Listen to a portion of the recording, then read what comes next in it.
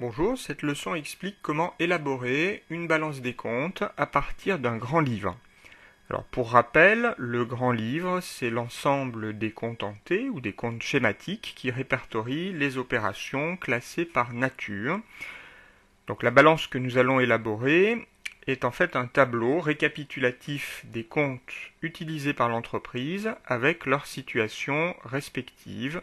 Donc nous allons calculer leur solde débiteur ou créditeur pour pouvoir ensuite, dans une étape suivante, élaborer les documents de synthèse, à savoir le bilan et le compte de résultat. Donc cette balance va nous permettre de récapituler le grand livre et de vérifier le principe de la partie double, c'est-à-dire qu'elle devra être équilibrée, puisque le principe de la partie double, je le rappelle, nous dit que le débit est toujours égal au crédit. Pour pouvoir expliquer comment élaborer cette balance des comptes, nous allons partir du grand livre suivant. Alors, dans mon exemple, vous avez donc ici, en bleu, le report à nouveau, qui est en fait la situation des comptes au début de la période, et en noir ont été rajoutés un certain nombre d'écritures au cours de la période. Donc ce grand livre s'étend, dans mon exemple, sur 2 pages. Ce grand livre va nous servir donc à élaborer la balance des comptes qui aura l'allure suivante. Donc c'est un tableau dans lequel nous allons reporter les sommes au débit et au crédit de chaque compte et nous allons ensuite calculer le solde du compte qui sera soit débiteur soit créditeur. Notre balance présente les comptes dans l'ordre du plan comptable.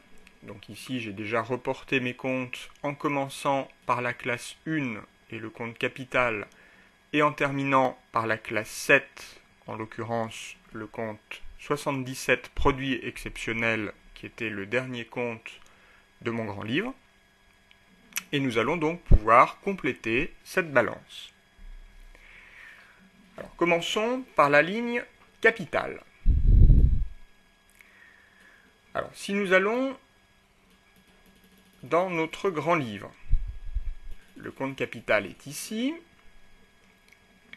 Alors nous n'avons rien mis côté débit, donc pas de somme au débit. Côté crédit, nous avons 113 000 plus 15 000. Cela va nous donner donc 128 000 euros. Et donc nous pouvons calculer le solde, qui est créditeur puisqu'il y a plus au crédit qu'au débit. Et donc ce solde est égal, bien évidemment, à 128 000 euros. Pour le compte emprunt, alors le compte emprunt est ici. Nous avons enregistré 20 000 euros côté débit. Et nous avions 70 000 euros de report à nouveau côté crédit. Le montant au crédit est donc supérieur au montant du débit. Notre compte est donc créditeur. Pour la différence entre les deux montants, 70 000 moins 20 000, cela nous donne un solde créditeur de 50 000.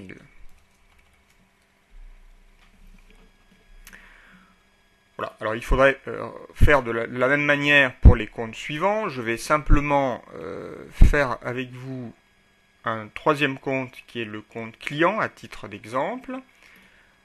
Ce compte client, donc il est ici dans mon grand livre. Donc côté débit, j'ai enregistré 108 000 euros. Côté crédit, donc j'ai deux montants, 65 507,28 et 382,72 que j'additionne. Cela me donne 65 890. Donc le montant au débit est supérieur au montant inscrit au crédit. Le solde du compte est donc débiteur pour la différence qui s'élève à 42 110 euros. Bien, voilà le principe. Donc pour chaque compte, on va retrouver généralement des sommes au débit et des sommes au crédit et on fait la différence. Et là le solde ne peut être que débiteur ou créditeur. Donc au maximum, nous allons rencontrer 3 chiffres sur chaque ligne. Nous complétons de la même manière les autres comptes de notre balance et nous allons obtenir le document suivant.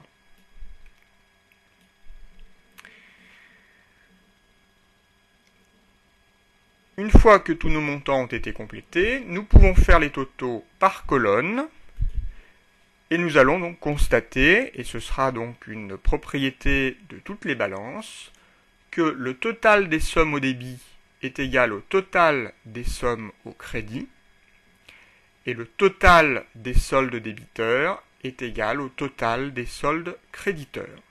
Ces deux propriétés sont les conséquences du respect du principe de la partie double.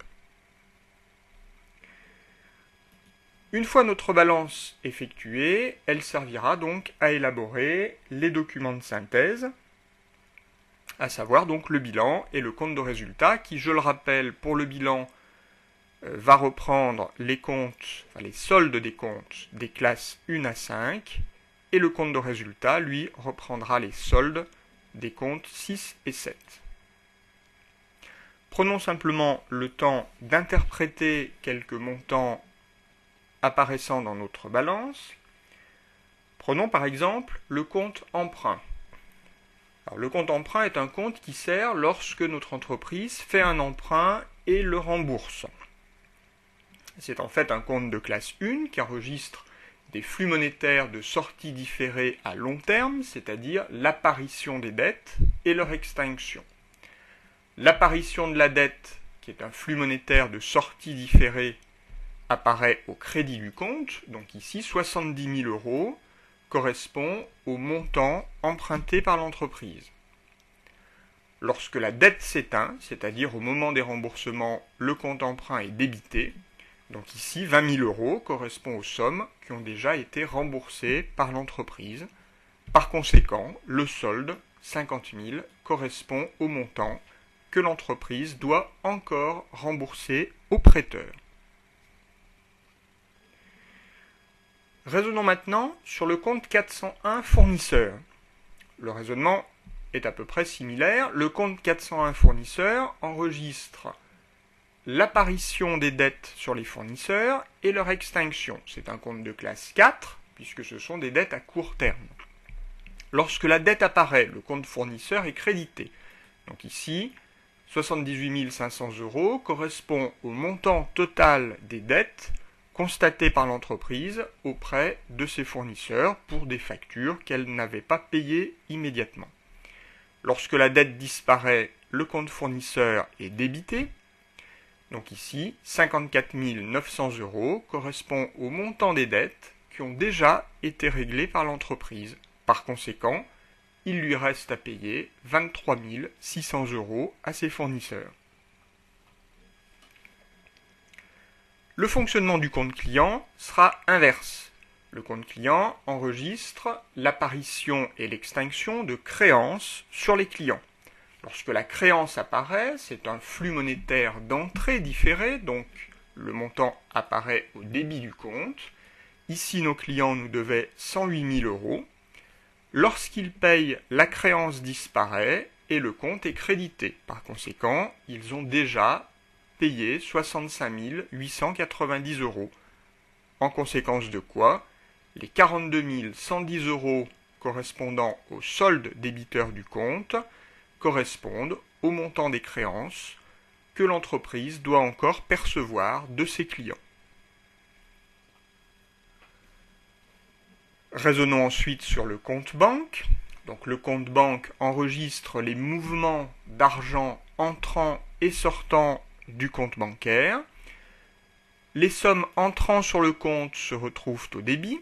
Donc notre entreprise a reçu pour 458 740 euros en chèque, carte bancaire ou virement. Inversement, les flux monétaires sortant du compte se retrouvent à son crédit.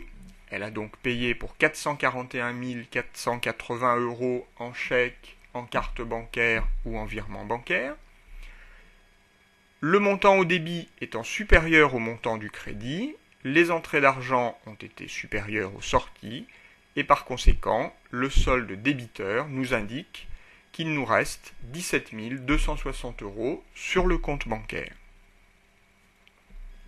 Le raisonnement est similaire pour le compte caisse, si ce n'est que notre compte caisse, lui, sera forcément débiteur, parce qu'on ne peut pas sortir plus d'argent de la caisse qu'il n'en est rentré.